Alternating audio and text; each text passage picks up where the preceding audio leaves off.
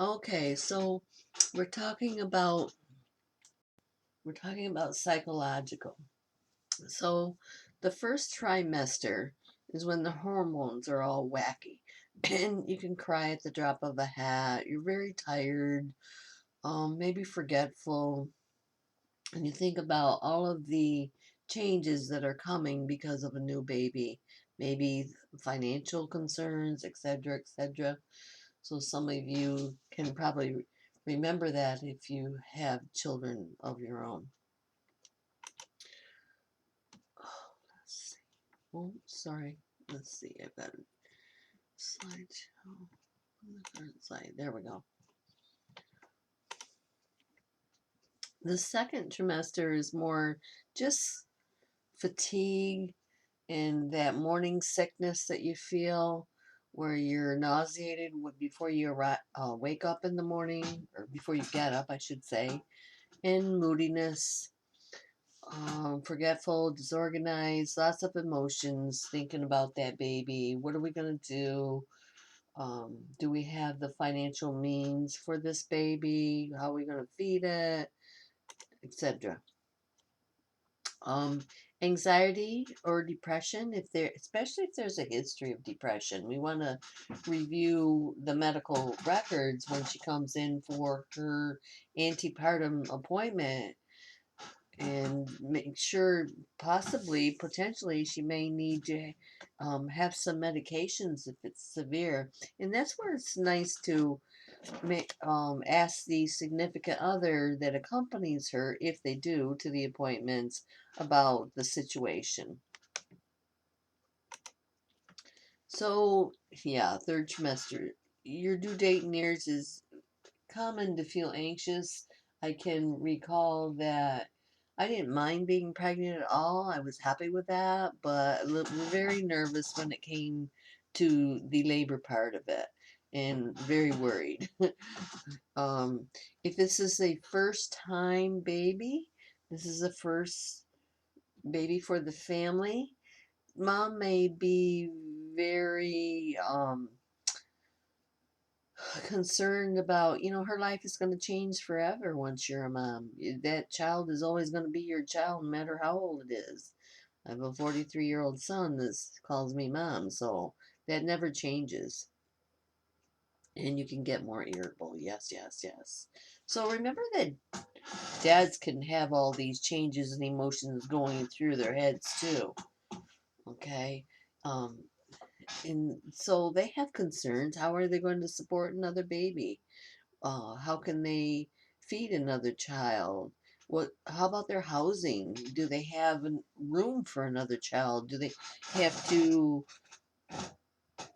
move to a bigger house? Or he might feel like everything's all focused on her and everybody forgets about him. Well, he's important in this matter too. Don't forget about daddies. So there's what's called Kuvad syndrome. Is an actual condition where if mom is nausea and vomiting, dad might get that too. And oh, she's eating a lot. Well, he's eating for two as well. Um, I've had actually, it's grandma that I have often found to share this syndrome with mom. If mom is in pain and having contractions, grandma will sometimes feel the pain of the contractions as well. So dads can do that. So remember, that is a real condition that occurs. Okay. So they can look like, dads can look like they're pregnant, have all these problems, same as mom does, have sleep problems as well. So some of the nursing diagnoses that you might have are anxiety related to an unexpected pregnancy. That could be very real. She didn't want to be pregnant, so she's really nervous about it. Or let's say the person is worried about gaining weight, disturbed body image related to weight gain in pregnancy. If they've been concerned about their weight um their whole life, and all of a sudden this is going to be weight gain for them. Components related to the pregnant family. So, how does this affect the whole family, is what I'm saying. So, postpartum depression, 80% of mothers are affected because their hormones are all out of place. Okay. So women that are at greater risk, they already have a history of depression. And postpartum depression, um, it can go away. It's different, however, from, sorry, baby blues can go away, where postpartum depression can last a little bit longer. Mom's not caring for the baby, she's also not caring for herself. So, left untreated, it can run into postpartum psychosis or otherwise something more extreme. So, when you're educating moms about postpartum depression, you also need to educate the family member that they can call the provider as well if they recognize that there is an issue or a problem. Mom's not feeding the baby like she should. She's not taking care of herself. She's not getting out of bed. She's not eating. Somebody needs to notify the provider. So that's what the family can do. Be aware of this and know that they can call too in behalf uh, of the woman to be an advocate for her. It can lead to postpartum psychosis. Okay, 20% of women experience this as a break from reality. Um, let's see. So I don't know if any of you remember, some of you might recall this. It's the Andrea Yates story.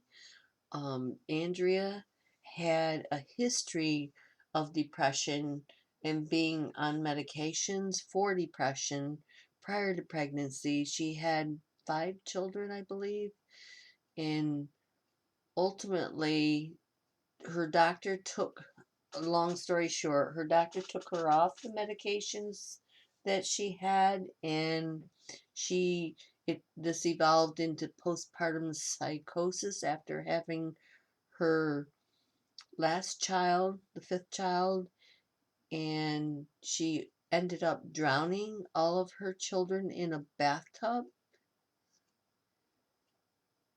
However, she had reached out to people in because she was having issues, but she wasn't heard. She wasn't heard. Her reason for drowning the children were that she was saving them from hell. Okay. So yeah, somebody or a voice told her to do this.